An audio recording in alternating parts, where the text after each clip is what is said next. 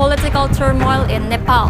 A chaotic resignation as the prime minister steps down after days of violent protests that have left individuals dead.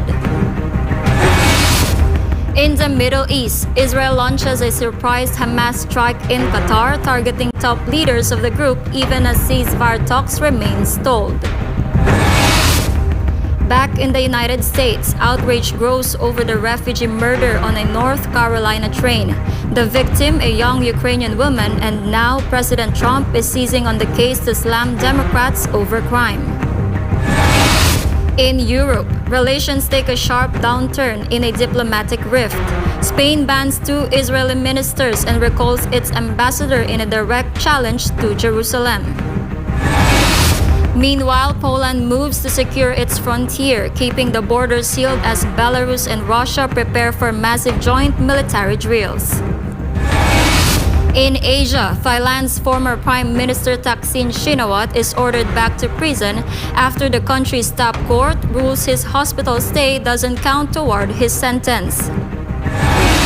In Brazil, the Supreme Court nears a verdict in the coup trial of Jair Bolsonaro, accused of plotting to overturn his 2022 election loss. Here at home, an exclusive. Former Speaker Pantaleon Bebot Alvarez breaks his silence on the Marcos Jr. versus Duterte Congress clash. He insists the House under his leadership always followed the National Expenditure Program. And from the court to the hardwood, the Chicago Bulls lock in Josh Giddey with a blockbuster deal. Giddey cashes in on $100 million after a standout season. I am Faith Agustin. Newsline World starts now.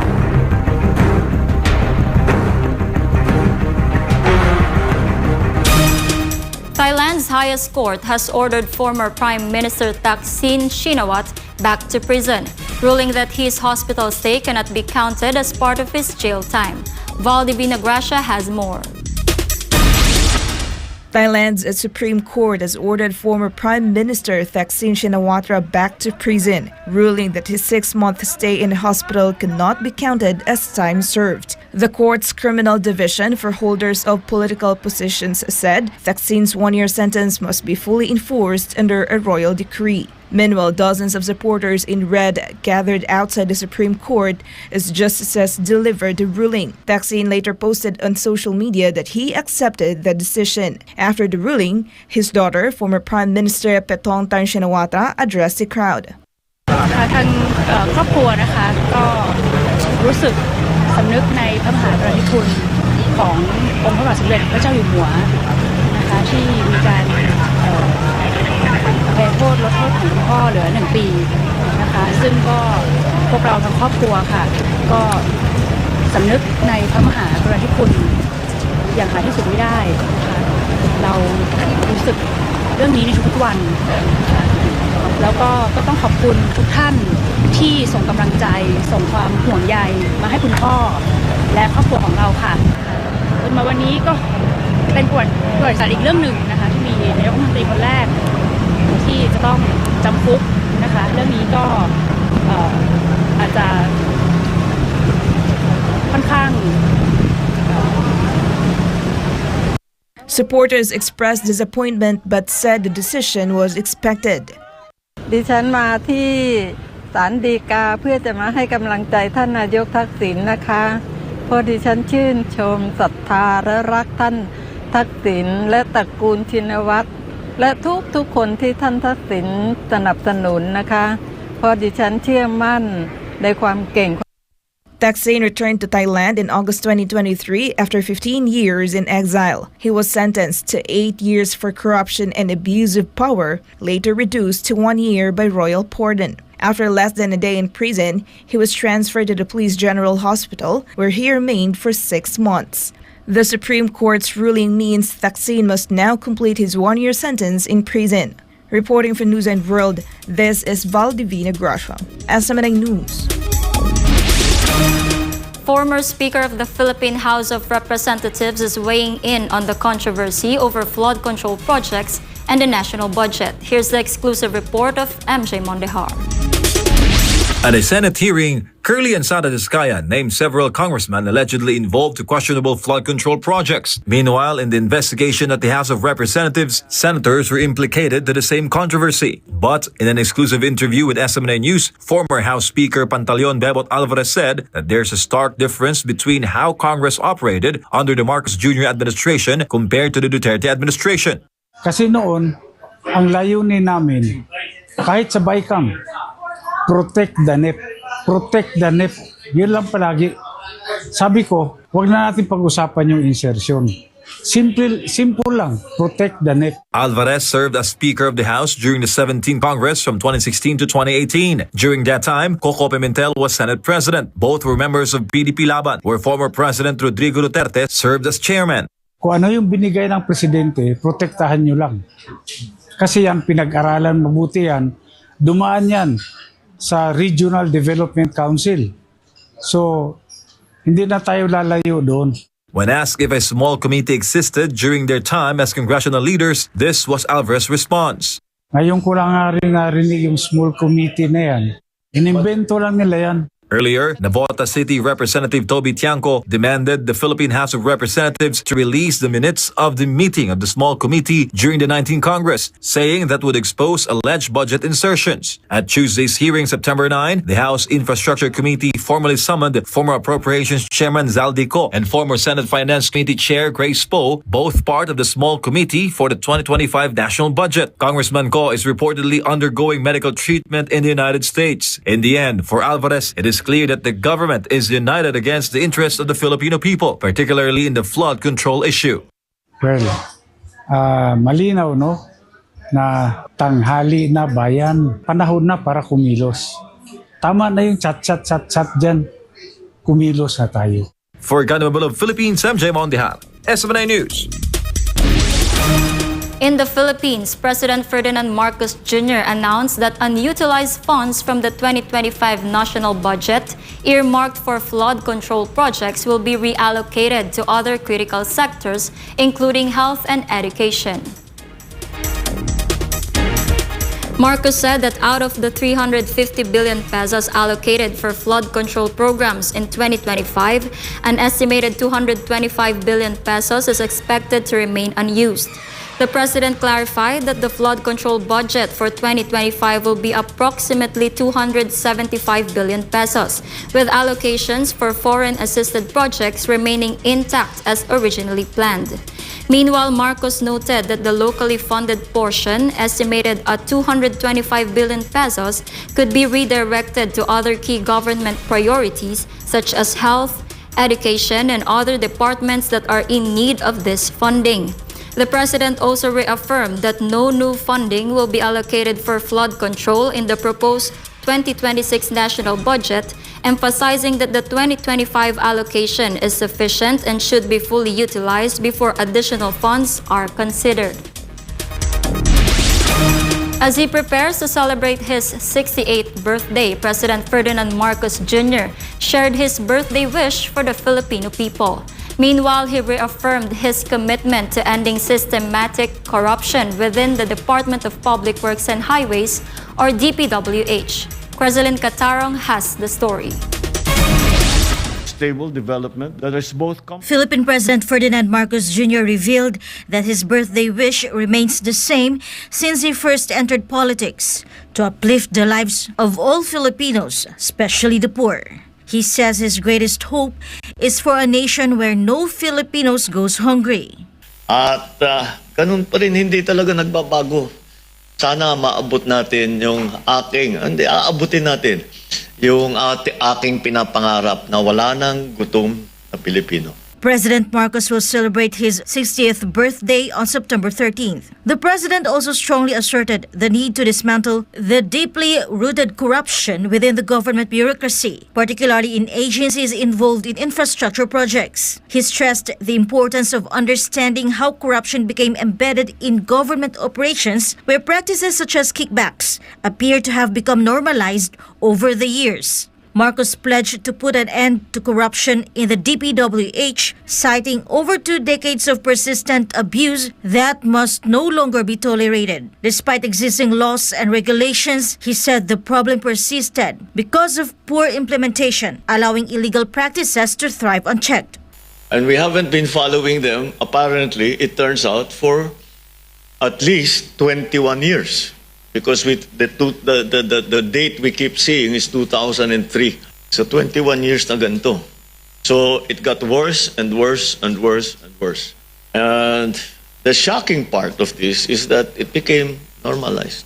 Earlier, the president announced plans to establish an independent commission to investigate anomalies in flood control projects within the DPWH. For God and for my beloved country, the Philippines, this has been Cresceline Catarong, SMNI News.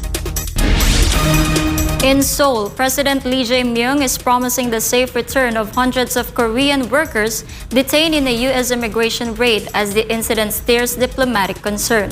Justine Nazario files this report. South Korea's President Lee Jae-myung has vowed to bring home hundreds of Korean workers detained in a massive U.S. immigration raid, calling the incident an unfair infringement on his people and businesses. Lee expressed sympathy for the more than 300 South Koreans among the 475 workers arrested in Georgia, saying he feels heavy responsibility for their detention. He instructed ministries to ensure the safe return of the detainees who are expected to fly home on a chartered Korean airplane under what Seoul's foreign ministry called a rare bilateral agreement. The president also urged institutional reforms with Washington to prevent similar incidents, stressing that negotiations must reflect mutual trust and the spirit of the alliance. 미국 이민당국에 의해서 구금됐던 우리 국민들께서 조만간 귀국할 예정입니다. 갑작스러운 일에 많이 놀라셨을 텐데 깊은 위로 말씀을 드립니다. 국민 안전의 최종 책임자인 대통령으로서 큰 책임감을 느낍니다. 관계부처는 모든 분들이 안전하게 돌아오실 때까지 상황을 계속해서 세심하게 관리해 주시기 바랍니다. 한미 양국의 동반 발전을 위한 우리 국민과 기업 활동에 부당한 침해가 가해지는 일이 다시는 재발하지 않기를 바랍니다. 우리 정부는 유사한 사례가 반복되지 않도록 미국과의 긴밀한 협의를 통해 합리적 제도 개선을 신속하게 추진해 나가겠습니다. 실질적 성과가 나올 수 있도록 상호 신뢰와 동맹 정신에 따라 교섭 노력을 적극적으로 기울여 주시기 바랍니다. 우리 경제의 필수 과제라고 할 수 있는 민생 안정을 위해서는 구조적인 장바구니 물가 불안이 반드시 해소돼야 합니다. 실제 복잡한 유통 구조 등 여러 요인 때문에 우리의 식료품 물가는 OECD 평균보다 무려 50% 가까이 높다고 합니다.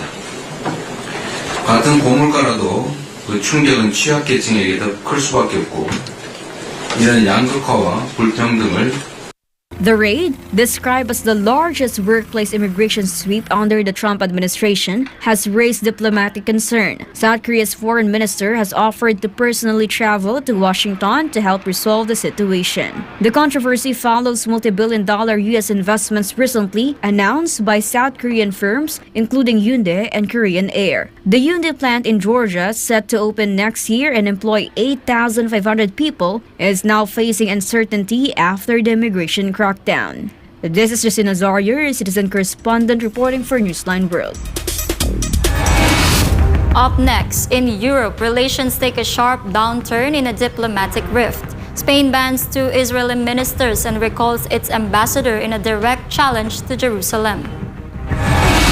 Meanwhile, Poland moves to secure its frontier, keeping the border sealed as Belarus and Russia prepare for massive joint military drills. And in Brazil, the Supreme Court nears a verdict in the coup trial of Jair Bolsonaro, accused of plotting to overturn his 2022 election loss. Newsline World will be back.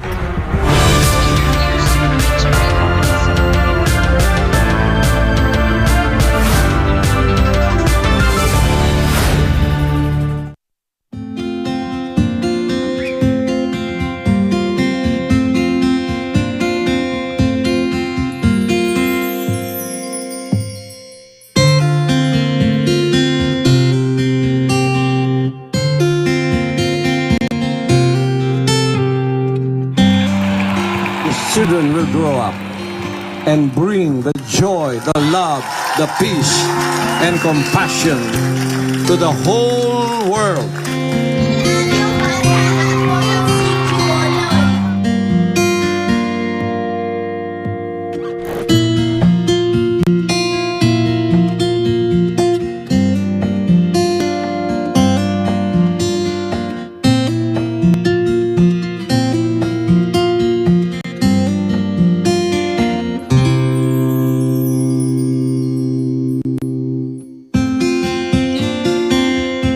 We only have one planet.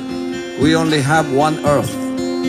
And I hope that this new generation of children that we have reached out will become millions and billions and bring peace on Earth. Bring peace to humanity.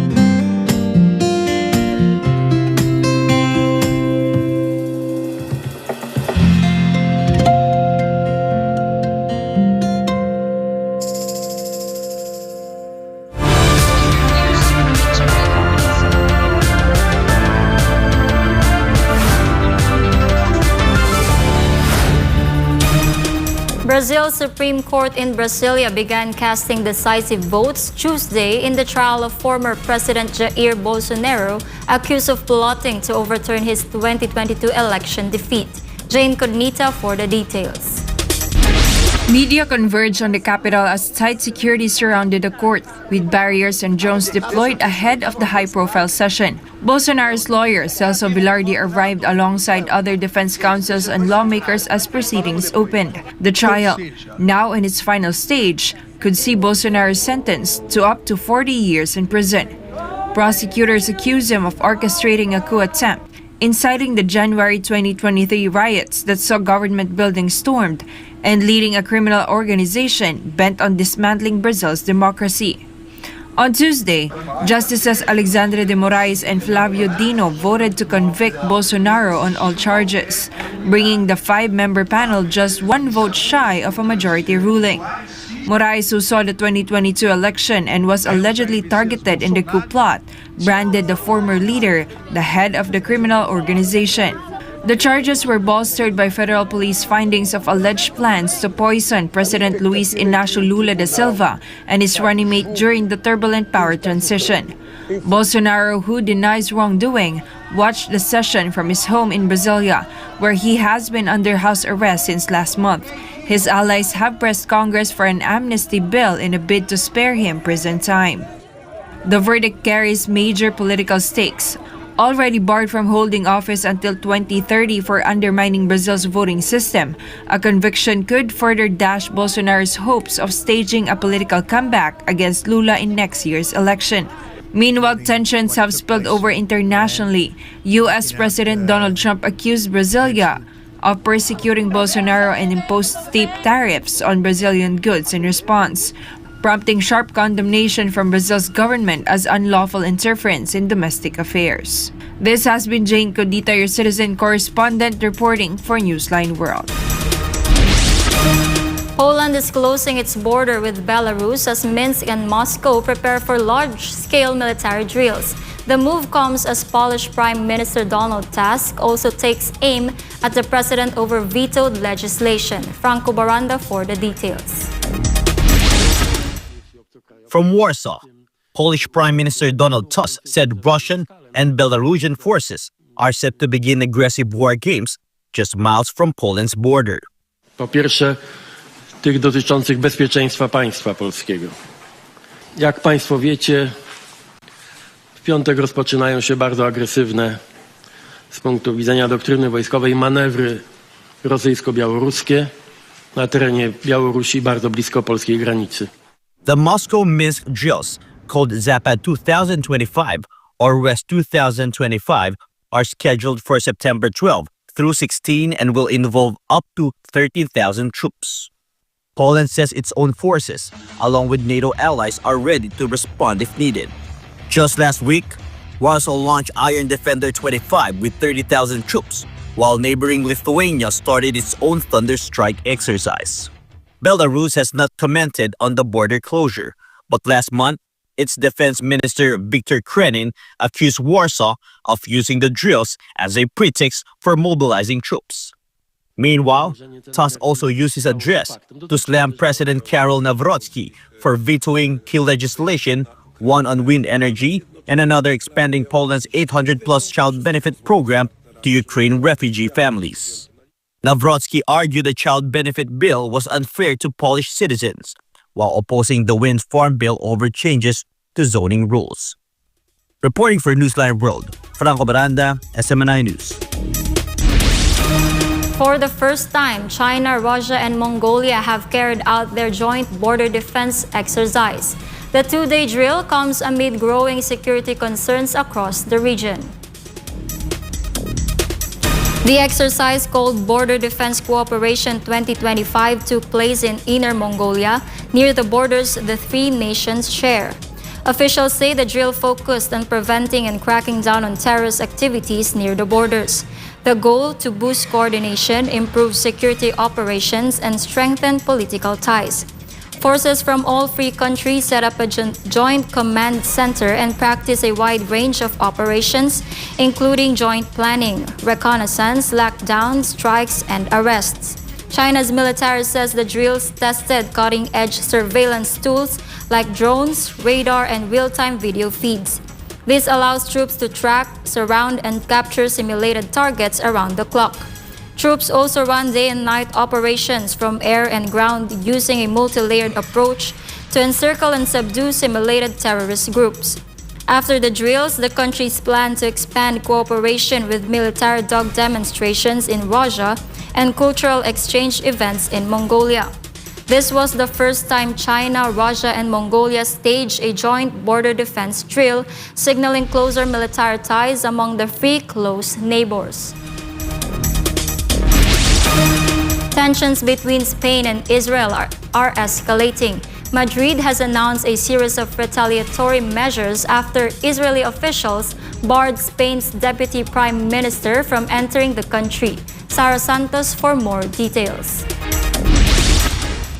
Spain's Foreign Minister Jose Manuel Alvarez confirmed Tuesday that two senior Israeli officials, National Security Minister Itamar Ben Gvir and Finance Minister Bezalel Smotrich, are now banned from entering Spanish territory. Their names will also be added to the Schengen information system, restricting their movement across Europe. The move follows Israel's decision to block Spain's Deputy Prime Minister Yolanda Díaz, accusing her of anti-Semitic activity.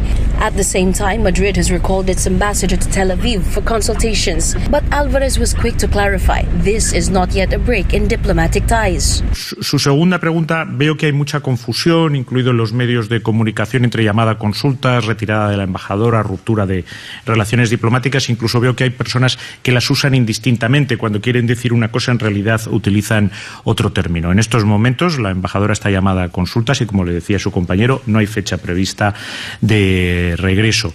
Despite growing tensions, Alvarez insisted Spain would not yield to external pressure.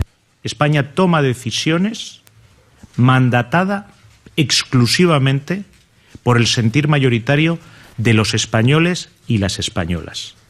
Y en ese sentido, tomamos nuestras decisiones autónomamente cuando consideramos sin dejarnos presionar por terceros. Por lo tanto, ni precipitación, ni provocación, ni amedrentamiento. No nos dejamos provocar. Tomaremos las medidas cuando lo consideremos, pero también, que quede muy claro, no nos vamos a dejar amedrentar por nadie. The minister also addressed the reported explosion on a vessel of the global Sumud flotilla, whose organizers alleged a drone strike. Alvarez said all Spanish nationals on board are safe and receiving full consular support, but emphasized the incident still requires investigation. Meanwhile, Prime Minister Pedro Sanchez has unveiled 9 new measures against Israel, including an arms embargo and a halt to weapons transfer to Tel Aviv. Moves, he says, are aimed at stopping what he calls the genocide in Gaza. With both sides trading diplomatic blows, Spain insists its actions are rooted in national principles, while Israel warns the standoff could further strain relations between Madrid and Tel Aviv. Reporting, Sara Santos, SMNI News. The legal team and political party of former Philippine President Rodrigo Duterte are appealing to the Marcos Jr. administration as Duterte's health condition reportedly continues to worsen. MJ Mondejar has the story. Judges at the International Criminal Court or ICC have postponed the scheduled confirmation of charges hearing of former President Rodrigo Duterte. It was initially set for September 23 at The Hague to determine whether there's sufficient basis to proceed with a trial against the former chief executive. Earlier, Duterte's camp had requested the postponement, citing that the former president was allegedly unfit to attend. A majority of the judges granted the defense's request and issued a limited postponement. In an interview conducted in The Hague by overseas Filipino Alvin Dave Zarzate with Duterte's lead counsel Nicholas Kaufman, the lawyer confirmed that the former president's health continues to deteriorate. According to Kaufman, Duterte's health has long been in decline, making it difficult for him to comprehend the evidence and provide clear instructions to his lawyers. He added that while Duterte remains spirited, the toll of age and detention has become increasingly evident. The defense is now appealing for Duterte to be allowed to return to the Philippines so that he may face any judicial process with dignity. They're also calling for equal treatment for the former Philippine president. Meanwhile, for the Partido Demokratiko Pilipino or PDP, of which Duterte remains chairman, the former president should be allowed to return to the Philippines. In an official statement sent to SMNI News, PDP Vice Chairman Alfonso Cusi urged the Marcos Jr. government to grant the request for Duterte's return. Cusi stressed that it is not a matter of politics but of humanity, as the life and dignity of a fellow Filipino are at stake. For now, no definite date has been set for Duterte's confirmation of charges hearing at the ICC. Sir, ngayon pong na-postpone ang confirmation of charges hearing ni FPRD. Ano po ang mangyayari sa mga event na matagal na pong nakaschedule dyan po sa The Hague? Unfortunately, na-postpone nga po yung confirmation of charges hearing ni PRRD, pero yung mga events po na i-prepare na natin with respect doon sa months-long effort talaga na paghahanda, will it still continue? But a specific timeline lang po is magfo-focus tayo sa September 22 to 23. Pero yung exhibits natin starting from 15 until the 26 will still be there as well. Because the aim of the exhibits is to actually increase visibility and awareness sa nangyayari kay PRRD. Pero yung events mismo kung saan hopefully marami tayong mga kababayan na mag-join dito sa event na to is 22nd and 23rd na lang po. For Ganimable of Philippines, MJ Mondejar, SMNI News. Coming up, back in the United States, outrage grows over 3 refugees' murder on a North Carolina train. The victim, a young Ukrainian woman, and now President Trump is seizing on the case to slam Democrats over crime. In the Middle East, Israel launches a surprise Hamas strike in Qatar, targeting top leaders of the group even as ceasefire talks remain stalled. Stay tuned, more news after the break.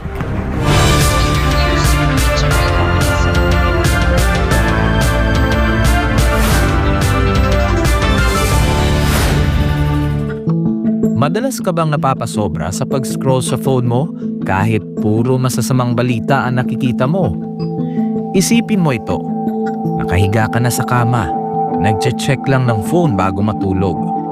Tapos, hindi mo na malayan, ilang oras ka na palang nagbabasa at nanonood ng mga balita tungkol sa digmaan, sakuna, politika, at lahat ng masasamang nangyayari sa mundo. Nakakaramdam ka na ng kaba at pagod. Pero tuloy mo pa rin ang scroll mo. Ang tawag dyan ay doom scrolling. Ito ang habit ng paulit-ulit na pagtingin sa mga negatibo o nakaka-depress na content tulad ng digmaan, krimen o problema sa mundo. Nakaka-stress pero hindi mo pa rin mapigilan. Ayon sa isang pag-aaral ng Texas Tech University, ang sobrang konsumo ng masasamang balita ay nauugnay sa pagtaas ng stress, anxiety at pisikal na sintomas gaya ng pagkapagod at sakit ng ulo. Ayon naman sa Harvard Health, ang doom scrolling ay nagpapataas ng fight or flight hormones tulad ng cortisol at adrenaline na nakakapagpabigat ng isip at katawan. Nakakaapekto ito sa iyong mood, tulog at maging sa mental at physical health mo. At kapag naman puro memes at random na content ang pinapanood mo ng sunod-sunod hanggang sa mawalan ka na ng gana na mag-isip at gumawa ng iba pang gawain, ang tawag naman diyan ay brain rot.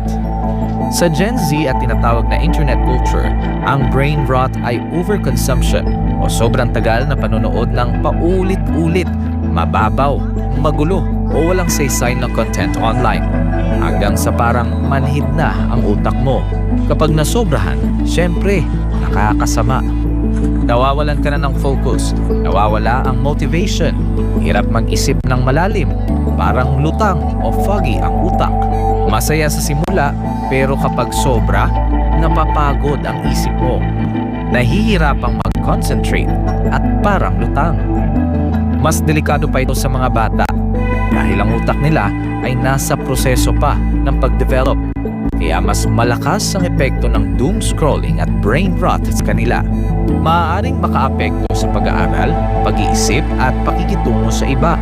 Ang higit sa 4 na oras ng screen time araw-araw sa mga kabataan ay konektado sa 35 to 88% na mas mataas na posibilidad ng depresyon, anxiety at stress. Base ito sa isang malawakang pag-aaral sa Brazil. Kaya, maging balanse. Magpahinga sa screen. Magbasa. Makipagkwentuhan. Magdasal. Maging present lagi. Alagaan ang iyong isipan. Kung anong itinatanim sa isipan mo, yun ang lalago.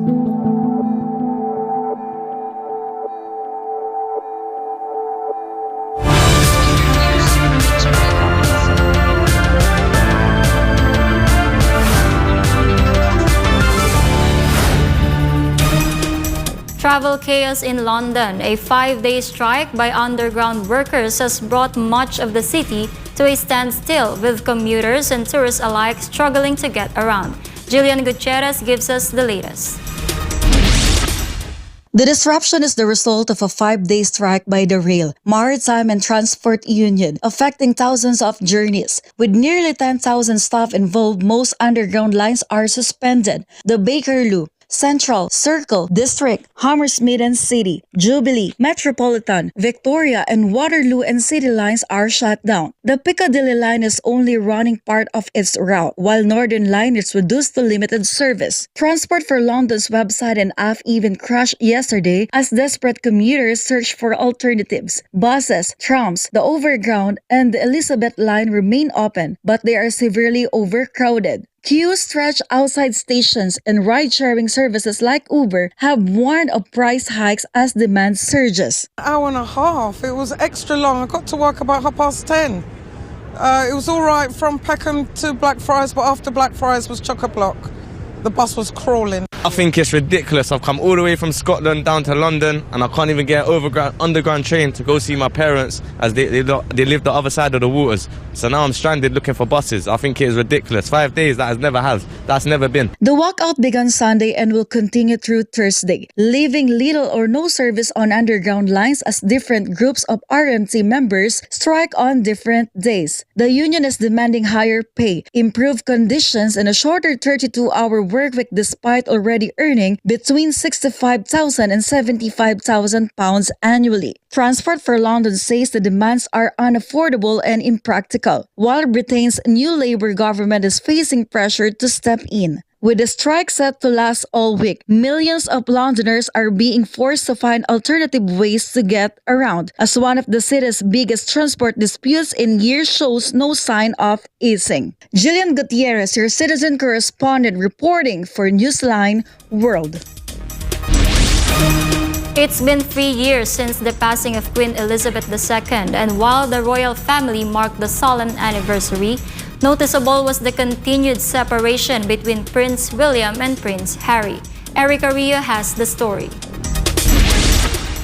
Prince William and Princess Catherine recently paid a quiet tribute to Queen Elizabeth II by visiting a local women's institute branch near their home in Windsor. The late monarch, who died on September 8, 2022, had been an active member of the organization for 8 decades. Just a few miles away, Prince Harry visited St. George Chapel at Windsor Castle, where he laid flowers at his grandmother's grave. The chapel is also the resting place of Prince Philip. Though both princes were in close proximity, no meeting between them was scheduled, highlighting the ongoing strain in their relationship. Meanwhile, King Charles III and Queen Camilla stayed at Balmoral Castle in Scotland, where the Queen passed away at age 96 after 70 years on the throne. This has been Eric Carrillo, your citizen correspondent, reporting for Newsline World. In Spain, thousands of doctors and researchers from more than 100 countries have gathered in Barcelona for the 26th World Conference on Lung Cancer. The 4-day meeting is showcasing the latest breakthroughs in prevention, diagnosis, and treatment. Barcelona became the center of lung cancer research this week. With about 7,000 participants, the conference is considered the world's premier forum on lung cancer research. Organized by the International Association for the Study of Lung Cancer, the event put new technologies and therapies in the spotlight. Oncologists and researchers unveiled new tools for earlier detection and cutting-edge therapies designed to give patients more time and better quality of life. Experts say countries with high lung cancer rates like China are now playing a major role in driving global progress. At the conference, Chinese researchers shared international trial results and data from new drug studies. Experts say collaboration across borders is crucial in the fight against the disease. Lung cancer is still the #1 cancer killer worldwide, claiming nearly 2 million lives every year. The high mortality rate is tied to smoking, secondhand smoke, environmental pollutants like asbestos and radon, and the fact that most cases are detected too late. The focus now is on early detection and personalized treatments, developments that could save millions of lives in the years to come. A shocking murder on a North Carolina train has reignited America's political battle over crime and public safety. And now U.S. President Donald Trump is seizing on the case to go after Democrats. Daniela Paulite has more. U.S. President Donald Trump on Tuesday addressed the murder of Ukrainian refugee Irina Zarutska, who was stabbed to death on a North Carolina train. The suspect was identified as DeCarlos Brown Jr., 34 years old, and was already arrested multiple times. Trump blamed Democrats for policies that he said allow violent repeat offenders to prey on innocent Americans. Speaking at an event in Washington, Trump said crime-ridden cities across the United States are under Democratic leadership and accused them of adopting catch-and-release approach that puts the public at risk. For far too long, Americans have been forced to put up with Democrat-run cities that set loose savage, bloodthirsty criminals to prey on innocent people, really very, very innocent people. In every place, they control radical left judges, politicians, and activists, and they've adopted a policy of catch and release for thugs and killers. Trump framed Zarutska's killing as an example of what he called the failures of democratic governance. He described her alleged attacker, 34-year-old DeCarlos Brown Jr., as a deranged monster who had been arrested 14 times before but was free to strike again. She was slaughtered by a deranged monster who was roaming free after 14 prior arrests. We cannot allow a depraved criminal element of violent repeat offenders to continue spreading destruction and death throughout our country. We have to respond with force and strength. We have to be vicious just like they are. The president's remarks came just days after Charlotte authorities released surveillance footage of the August 22 attack. The video taken aboard the Lynx Blue Line light rail showed Zarutska sitting in her uniform and scrolling on her phone before Brown suddenly stabbed her multiple times, including in the neck. Officials said the victim and suspect had no prior connection and described the assault as a random act of violence. Brown was arrested shortly after the incident and charged with first-degree murder.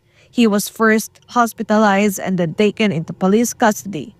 Her murder triggered fresh concerns about violence on Charlotte's transit system.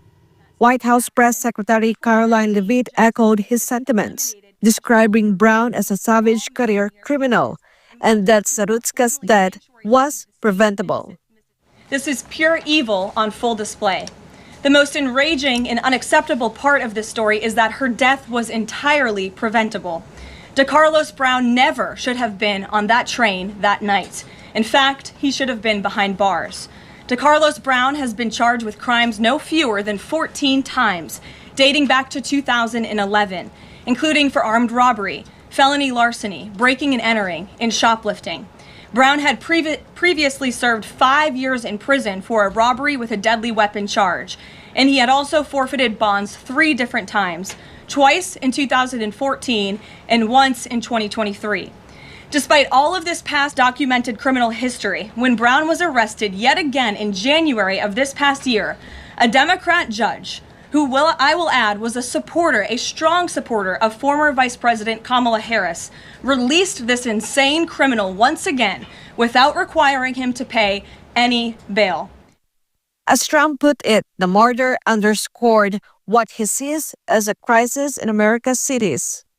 We'll do what has to be done because we're going to make America safe again, and that includes our big cities. We're going to make those cities safe. Reporting for Newsline World, Daniela Paulita, SMNI News.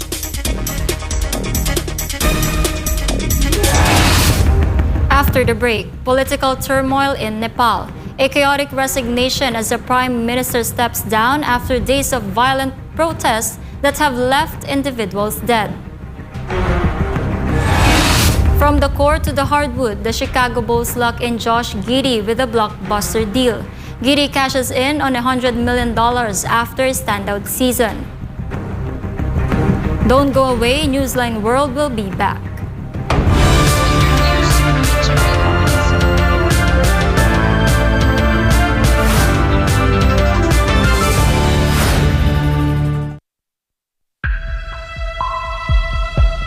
Sa kabila ng mga mas modernong kaalaman at teknolohiya, nananatiling matindi ang banta ng HIV sa Pilipinas.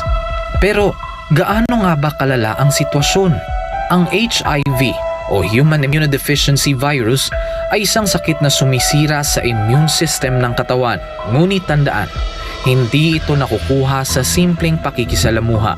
Hindi mo agad mararamdaman, pero unti-unti nitong pinapahina ang katawan.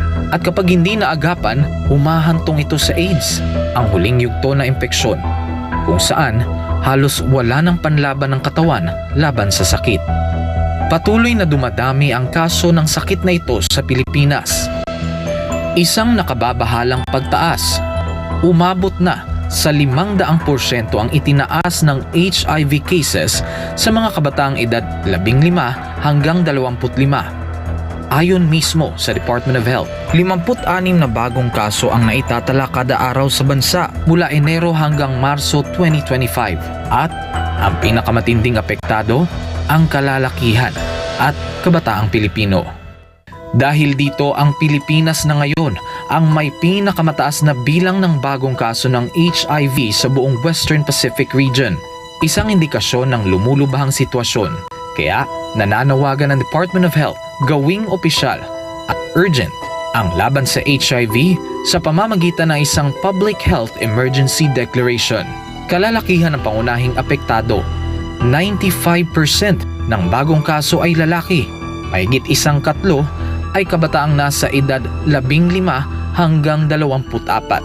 Habang wala pang deklarasyon, patuloy ang DOH sa mga sumusunod na hakbang: HIV testing, libreng gamot, self-test kits, at pakikipagtulungan sa DepEd para sa edukasyon sa mga paaralan. Isinulong rin ng DOH ang online patient appointment system para sa HIV patients. Layunin nitong gawing mas madali at mas personal ang pag-access sa libreng gamutan at konsultasyon. Ayon sa schedule ng pasyente, ang HIV ay hindi tulad ng flu. Hindi ito basta naipapasa sa hangin. Ito ay naipapasa sa pamamagitan ng personal na desisyon. Kailangan din nating pagtuunan ng pansin ang ugali, disiplina, at personal na responsibilidad. Isang paalala mula sa SMNI.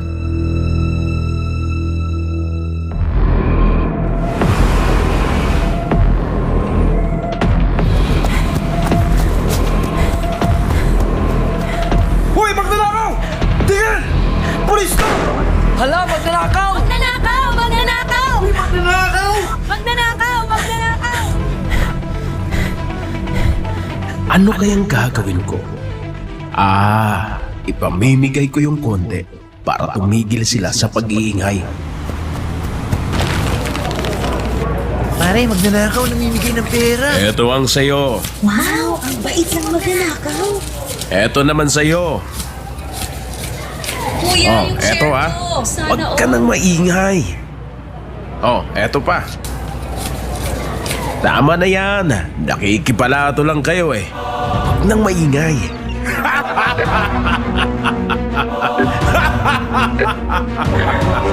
Diba? Konti lang pinamigay ko, mabait na ako. Tahimik na sila, easy. Ngayon, pwede ko na tong suluhin. Masaya ang mga tao, pero tama po ba ito? Di po ba ang nakikinabang sa magnanakaw ay kasabwat ng magnanakaw? Ikaw, kinukonsenti mo ba ang legal na korupsyon?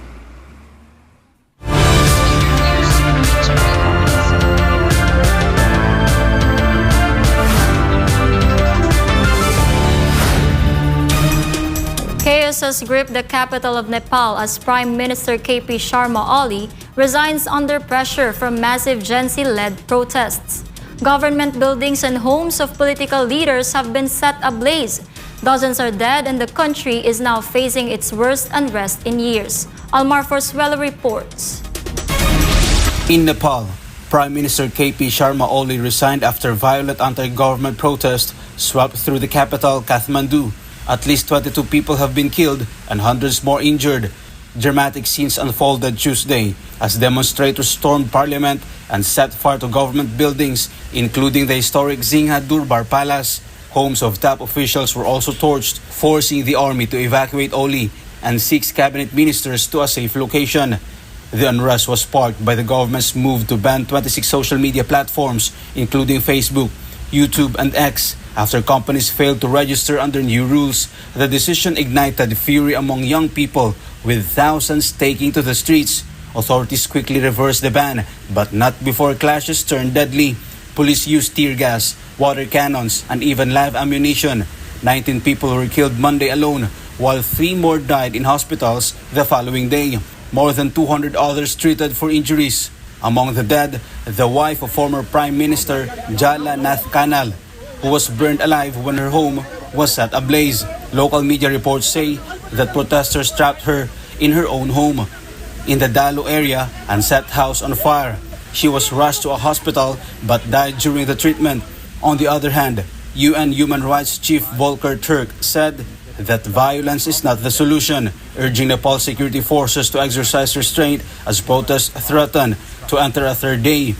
I'm appalled by the escalating violence in Nepal that has resulted in multiple deaths and the injury of hundreds of mostly young protesters, as well as the widespread destruction of property. I plead with security forces to exercise utmost restraint and to avoid further such bloodshed and harm. Violence is not the answer. Dialogue is the best and only way to address the concerns of the Nepalese people. It is important that the voices of young people are heard. Protesters have the right to express peacefully their political frustrations and grievances over corruption and a ban on social media platforms. I have received concerning reports of unnecessary and disproportionate use of force by the security forces. I call for an urgent, thorough, transparent and impartial investigation into such acts. I'm also disturbed by reports of public buildings, businesses and private residents being attacked and in some instances set ablaze. Equally, I'm concerned by reports of physical attacks on senior government officials. I remind protesters that they too must uphold the spirit of peaceful assembly and refrain from violence. The world has admired Nepal's emergence from conflict to become a peaceful democracy, and I appeal to all Nepalese stakeholders to find a way forward to continue on that path. Together with the United Nations system, my office stands ready to support dialogue and trust-building measures that can help de-escalate tensions and restore confidence. Nepal now faces a power vacuum and its worst political crisis in years. Protesters say they will continue until their demands for accountability and opportunity are met. Reporter for Newsline World, Almar Forsualo, SMNI News. Israel has carried out an unprecedented attack on Hamas leaders in Qatar, a country central to ceasefire mediation efforts. The strike killed several members, but Hamas says its top negotiating team survived. On the other hand, Prime Minister Benjamin Netanyahu declared that the act was done independently by Israel. Prince Tripoli reports. In a dramatic escalation, Israel has launched an airstrike on Hamas leaders inside Qatar, a nation that has played a key role in ceasefire negotiations. Israeli jets, 15 in total, fired more than 10 precision weapons on a Hamas compound in Doha. Prime Minister Benjamin Netanyahu said the move was Israel's decision alone. At noon today, I convened the heads of Israel's security organizations and authorized a surgical precision strike on the terrorist chiefs of Hamas. These are the same terrorist chiefs who planned, launched, and celebrated the horrific massacres of October 7th. On this day, as in previous days, Israel acted wholly independently, and we take full responsibility for this action. And this action can open the door to an end of the war in Gaza. Hamas said the strike killed 5 members, including the son of Khalil al-Haya, head of its political bureau, and a senior aide. 3 bodyguards remain unaccounted for. But the group claims the negotiating delegation survived. A Qatari security official was also killed. Qatar's Prime Minister Sheikh Mohammed bin Abdulrahman Al Thani condemned the strike as an act of state terrorism, warning that the Emirate reserves the right to respond. He accused Netanyahu of undermining regional stability for personal gain and said the attack derailed ongoing U.S. brokered mediation efforts aimed at securing a Gaza ceasefire and the release of Israeli hostages. Netanyahu has said that Israel has already accepted a ceasefire proposal from U.S. President Donald Trump, a plan that calls for the immediate release of all captives held by Hamas. Israel has accepted the proposal put forward by President Trump to end the war, beginning with the immediate release of all our hostages, which have been held in the dungeons of Gaza for 700 days. If President Trump's proposal is accepted, the war can end immediately. We can begin once again to pursue the expansion of peace in our region for the benefit of all. The strike occurred as Hamas leaders were convening in Doha to consider the latest U.S. trust terms. The attack has not only shaken ceasefire talks, but also raised fears of a wider escalation, with Qatar warning it may respond and Hamas vowing retaliation. Reporting for Newsline World, this has been Prince Tripoli, your citizen correspondent. U.S. President Donald Trump says he's not thrilled about Israel's strike on Hamas leadership in Qatar, an attack that may complicate Gaza's ceasefire talks. Hannah Jane Sancho for the details. U.S. President Donald Trump expressed rare public displeasure with Israel, saying the Doha operation was badly handled. Well, I'm not thrilled. I'm not thrilled about it. I don't have to do that. I'm not thrilled about the whole situation. It's not a good situation. But I will say this, we want the hostages back, but we are not thrilled about the way that went down today. Did you notify you in advance? Was the President of Israel tell you in advance? So The White House later said the president felt very badly about the strike and even tried to warn Qatar once he learned about it. But Qatari officials pushed back, saying the only call they received from a U.S. official came during the explosion, not before. Israeli media, however, reported that Washington had been notified in advance, with Israeli Channel 12 even suggesting Trump gave the green light for the operation. On Truth Social, Trump said the attack inside a sovereign nation and closely ally of the United States did not advance the goals of either Israel or America. He says the strike was Netanyahu's decision, not his, and that he views Qatar as a strong ally and regretted the attack's location. Trump said that once he was informed of the operation, he directed U.S. envoy Steve Witkoff to warn Qatari officials, but admitted the alert came too late. Despite his criticism, Trump called Hamas elimination a worthy goal and expressed hope the crisis could still open the door to peace. The U.S. president also confirmed he spoke with both Netanyahu and Qatari leaders, thanking Doha for its support and assuring them such a thing will not happen again on their soil. He also directed Secretary of State Marco Rubio to finalize a new defense cooperation agreement with Qatar, which the U.S. already designates as a major non-NATO ally. Trump says he'll deliver a fuller statement soon, but for now, the fallout from the Doha strike is already straining U.S. ties with Qatar and raising new doubts about the future of ceasefire negotiations in Gaza. Reporting for Newsline World, this has been Hannah Jane Sancho, SM9 News.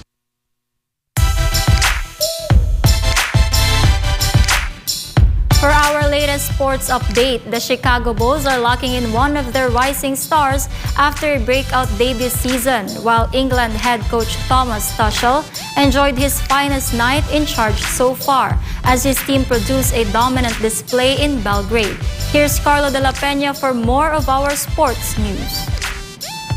Chicago signed guard Josh Giddey to a multi-year contract on Tuesday, reportedly worth $100 million over 4 years. The Bulls acquired the 6'8" Australian from Oklahoma City in June 2024, and he quickly became a standout. Giddey averaged 14.6 points, a career-best 8.1 rebounds, and led the team with 7.2 assists per game. He also joined Michael Jordan as the only Bulls to post at least 14 points, 8 rebounds, and 7 assists in a single season.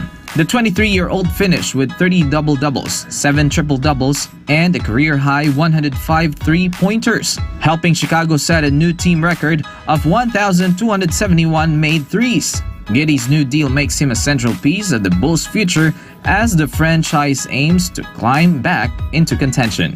Meanwhile, England delivered their best performance under Thomas Tuchel with a commanding 5-0 victory over Serbia in Belgrade. The result leaves the Three Lions just 5 points away from qualifying for the World Cup with 3 matches remaining. Despite missing key players Jude Bellingham, Bukayo Saka, Cole Palmer, and Phil Foden, Tuchel's squad showed depth and flair. Noni Madueke scored and impressed with his creativity, while newcomers Elliot Anderson and Morgan Rogers strengthened their cases for more regular roles. Anderson also set an up-to record with 182 completed passes in his first 2 international appearances. Captain Harry Kane opened the scoring with his 74th England goal, while Ezri Konsa, Mark Gihai, and Madueke each netted their first goals for the national team. Goalkeeper Jordan Pickford extended his clean sheet streak to 7 competitive matches as Serbia failed to record a single shot on target. The win marked England's 8th consecutive competitive victory and their biggest away result against Serbia, giving Tuchel both momentum and welcome selection headaches ahead of the final stretch of qualifying. Reporting for Newsline World, this has been Carlo De La Peña bringing you the latest sports news.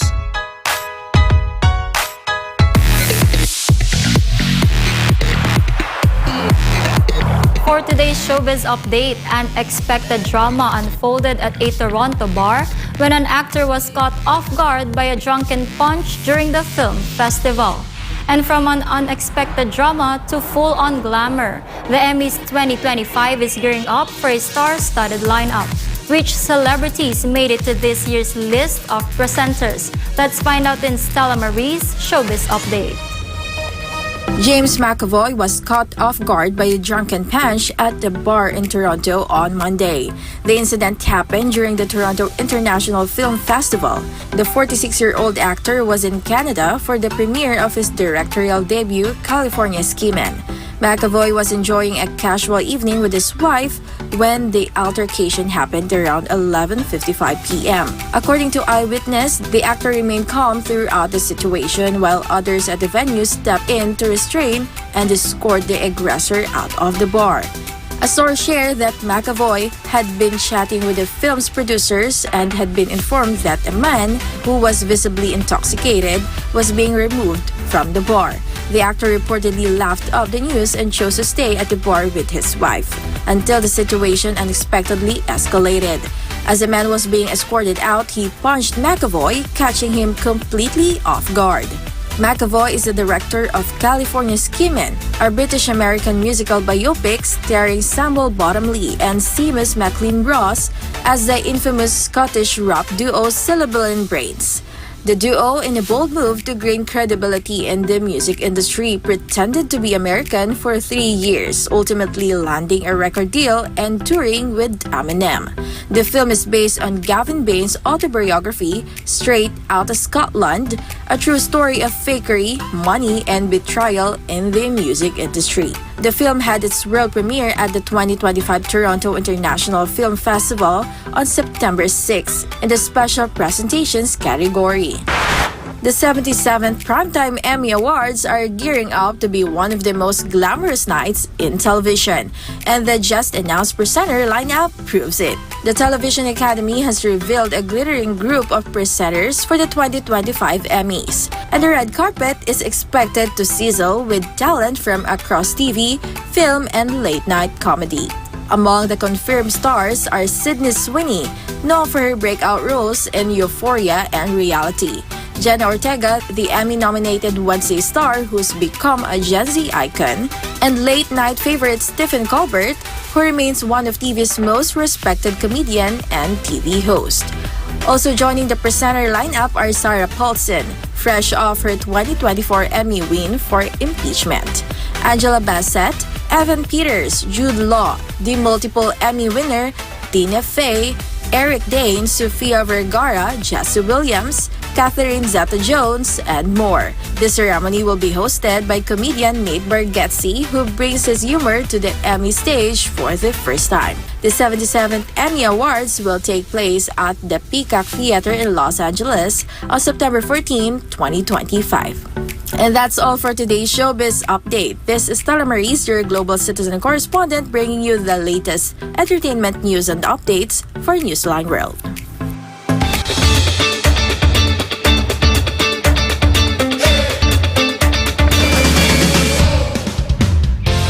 What began as a childhood fascination with toy locomotives has powered a young man all the way to the driver's seat, making him one of the youngest licensed train drivers in the UK at just 19 years old. Sherilyn Lanillo for the story.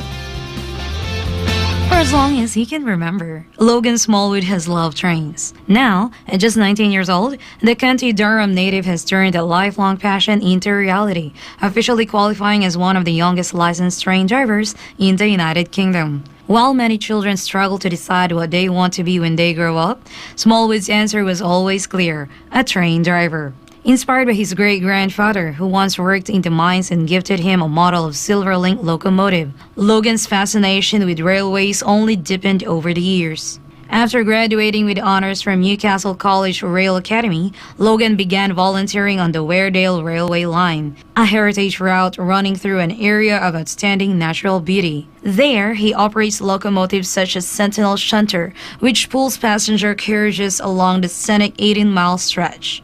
After completing his first solo shift, Logan shared his excitement and said that Weardale runs trains that he adores, and he loves working there. Smallwood's journey from childhood model train enthusiast to licensed driver not only fulfills a personal dream, but also keeps alive a piece of railway heritage for future generations to enjoy. Sherilyn Lanillo, your citizen correspondent, reporting for Newsline World. This is a developing story. South Korean President Lee Jae-myung has ordered the immediate suspension of a multi-billion peso bridge project in the Philippines under the Marcos administration after it was flagged for corruption risk. But according to the Philippine Finance Department, there is no such loan. The halt came after an investigative report revealed that the project, initially rejected by South Korea's finance ministry earlier this year, was revived under political pressure from a lawmaker now embroiled in a fund scandal. President Lee said the business in question had been identified as fraudulent, stressing that no public funds had yet been spent. But the Philippines Department of Finance has pushed back, saying there is no such 28 billion peso official development assistance or ODA loan agreement between Manila and Seoul. The DOF clarified that no ODA loan exists, but assured transparency and accountability in all foreign partnerships. As of now, the South Korean embassy in Manila has yet to issue a statement. And before we end, may you be inspired with the words of the sun.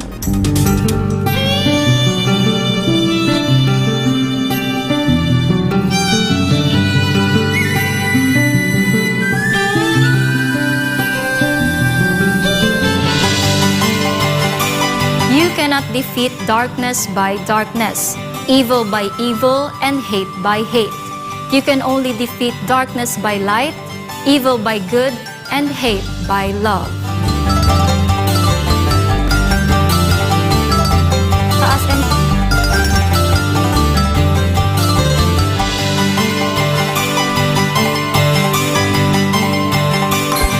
And as we keep track of the countdown, there's only 106 days left to go before Christmas.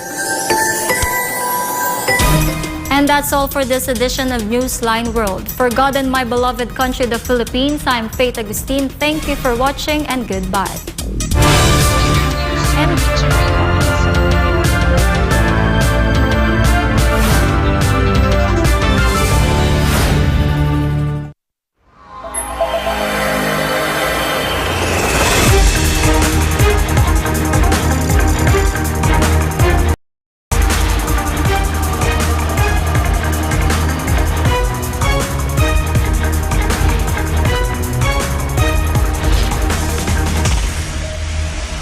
This is SMNI News Channel.